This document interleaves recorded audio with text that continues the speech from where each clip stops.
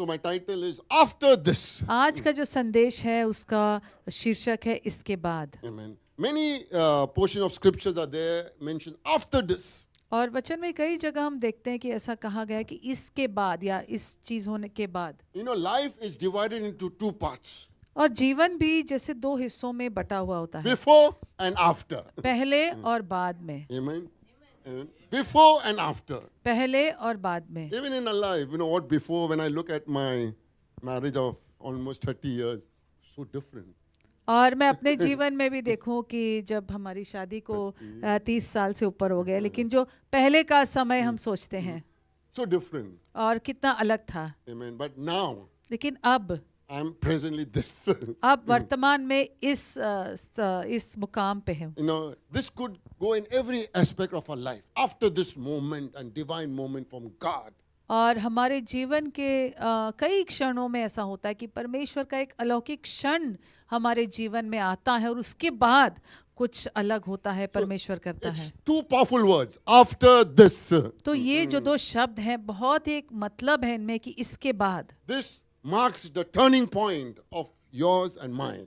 तो ये कोई ऐसा क्षण होता है जहां आपके और मेरे जीवन में एक नया मोड़ आता है। After this signals that God is not finished yet. और इसके बाद मतलब ये दर्शाता है कि परमेश्वर का काम अभी खत्म नहीं हुआ I don't know है। what current situation you are today. और आप जैसे भी वर्तमान स्थिति में आज होंगे, But this is not a final chapter of your life. लेकिन आपके जीवन का ये आखिरी अध्याय नहीं There है। is going to come after this. बाद भी कुछ आने वाला है। Tell somebody after this. अपने पड़ोसी से कहेंगे Wait इसके for you बाद, after this. इसके बाद का इंतजार कीजिए। How God works in the after this moment. और इसके बाद के क्षणों में कैसे परमेश्वर काम I'm करता just है। taking 4 examples very quickly from Old Testament and New Testament. और वचन में पुराने और नए नियम से कुछ उदाहरण हम जल्दी से देखेंगे इसके बारे में। For very well-known personality of the Bible that we can learn from them. और बाइबल की 4 प्रमुख ऐसे व्यक्ति जिनके द्वारा हम आज कुछ सीख सकते हैं। Okay. The first one is Abraham. और पहला है अब्राम। Okay. Genesis 15. आइए देखेंगे उत्पत्ति का अध्याय And the 15 very first verse from NIV, I'll read it. और उसका पहला ही वचन जो NIV से मैं पढ़ूंगा After इंग्लिश में। this, the word of the Lord came to Abraham in a vision. Do not be afraid, Abraham. I am your shield, your very great reward. इन बातों के पश्चात यहोवा का ये वचन दर्शन में अब्राम के पास पहुंचा कि हे अब्राम मत डर, तेरी ढाल और तेरा अत्यंत बड़ा फल मैं हूँ। You know, God called him out, and now in chapter 15, you know, Abraham is afraid. परमेश्वर ने अब्राम को उसके देश से बाहर बुलाया था और अब यहाँ 15 अध्याय में हम देखते हैं कि अब्राम डरा हुआ है। Yes, he is afraid. वो डरा हुआ है, That's why he said, do not be afraid. God इसलिए is saying. परमेश्वर उससे कहता है कि मत डर। Now, as human, we also get afraid of situation or some challenge or anything.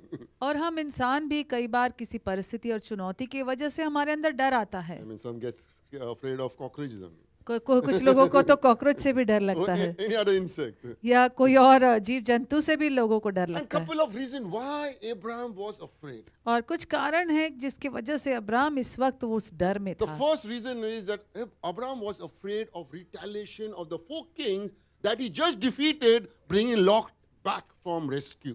और यहाँ पर इसके पहले ही उसका जो भतीजा लूत था उसको वो छुड़ा कर लाया था, उन 4 राजाओं को हरा कर। अब उसको डर था कि वो वापस से जो है पलटवार कर सकते हैं, उस पर युद्ध कर And that सकते is हैं। in Genesis chapter 14, you can know that reference. उत्पत्ति अध्याय 14 में उसके बारे में हम पढ़ते हैं। The second reason that Abraham was afraid, और दूसरा कारण क्यों अब्राम के अंदर डर था he was afraid of unfulfilled promises of God.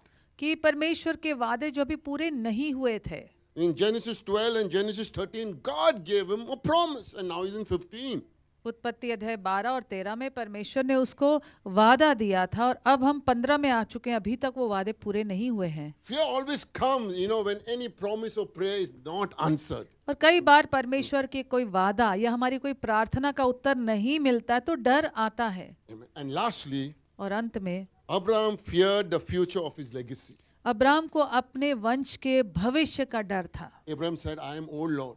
Abraham ने सोचा कि मैं तो अब वृद्ध हो चुका हूँ, no child yet, अभी तक संतान नहीं है, no inheritance, अभी तक कोई वारिस नहीं no है, future, no legacy. और भविष्य के लिए कोई वारिस नहीं है, कोई मेरे वंश के लिए कोई वारिस नहीं How, है, Lord? I'm going to die childless. कि मैं निसंतान ही मर जाऊंगा। And that was a fear Abraham must have had. और ये भी एक डर था अब्राहम के अंदर। And that's what the Bible says. Fear and faith will never go together.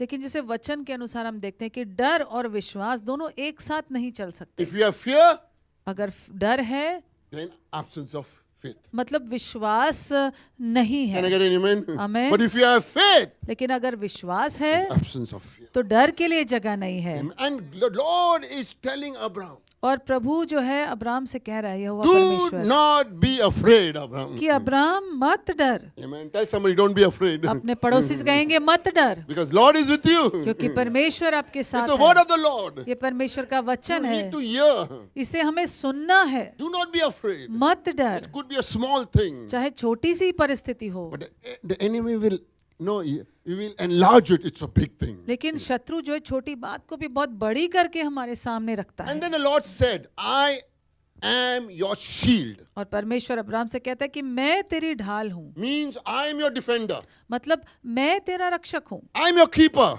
मैं तुझे I'm संभालने your वाला protector. हूँ, मैं तेरा रक्षक हूँ। Hallelujah. Hallelujah. He is the Lord, keeper, protector, and defender of yours today. क्या परमेश्वर आपका भी आज रक्षक, आपकी ढाल, आपका बचाने वाला है? Amen. Amen. And then he said, I am your very great reward, or some other saying, great reward. और वहाँ कहता है कि मैं तेरा अत्यंत बड़ा फल हूँ, Mean mind-blowing reward. मतलब ऐसा फल जो हमने सोचा भी नहीं होगा। Hallelujah. Hallelujah. Amen. So he's not only of the present defender, but also the future rewarder.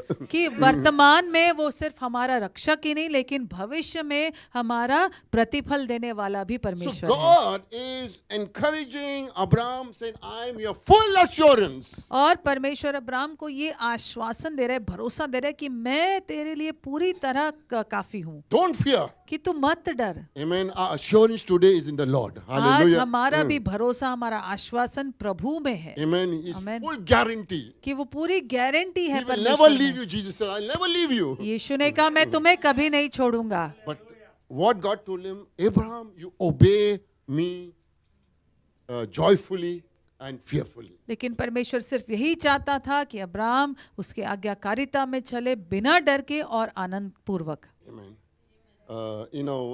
I was doing my BTH course.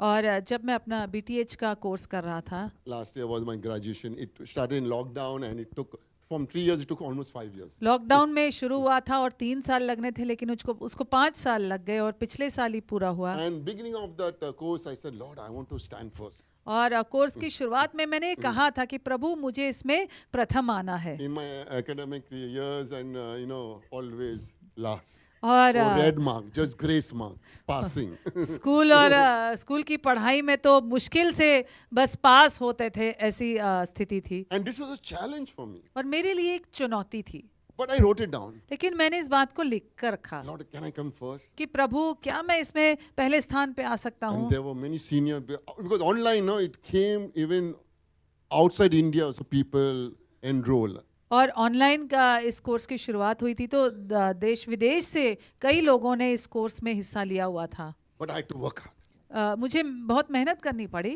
And last year there was graduation. पिछले साल ग्रेजुएशन हुआ उसका, They kept so secret. और उन्होंने बहुत गुप्त रखा And था। I know there were some other students, and I was also among them. और I मुझे knew I would get, but I didn't know if I would top. और मुझे पता था कि मेरा जो है अच्छे से मैं कर रहा था, सारे एग्जाम अच्छे हो रहे थे, लेकिन और भी 2-3 लोग थे वो भी बहुत अच्छे थे, तो पता नहीं था कि परिणाम क्या होने Lot वाला है, of कौन असाइनमेंट्स करने होते And थे। we got a mark, so mine was almost good percentage grades, A plus A and all this, some B. That's why I was a little bit scared. और ज़्यादातर में ए वगैरह मिलते थे, किसी में बी भी मिल रहा था, तो थोड़ा सा डर था कि आएगा। When they announced और Best जब Academic Award, और उन्होंने जब अनाउंस किया और जो पढ़ाई के लिए जो सबसे प्रथम जिसको अवार्ड मिलना था, they called my name. तो मेरा नाम आ They गया gave me a trophy.